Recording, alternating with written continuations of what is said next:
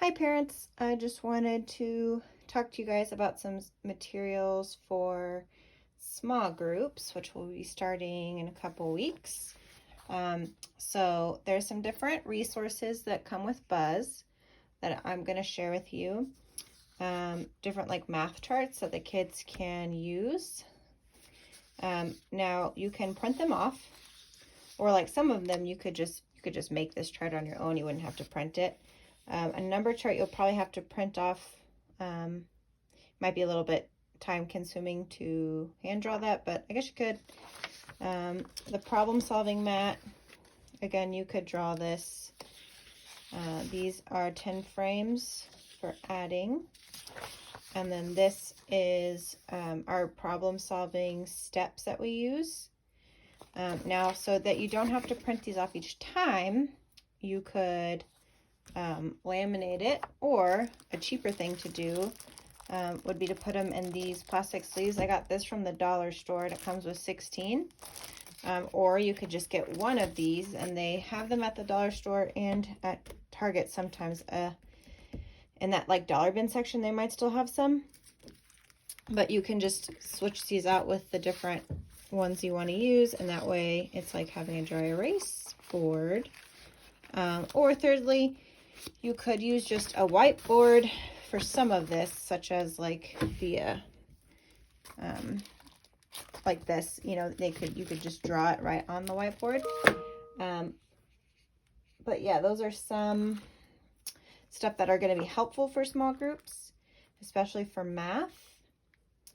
So yes, so while they still have these, if they still do, I would check at the Dollar Tree either for one of these or these.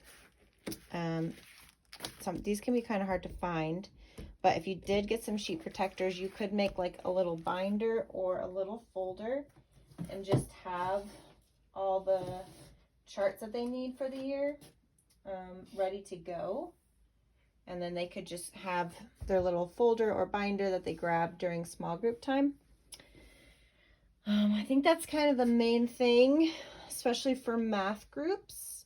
For reading groups, we're going to use something a little different. It kind of looks like the 10 frames. And then, well, actually, we could just use the 10 frames, and then we would just need things like pennies or like some kind of round discs.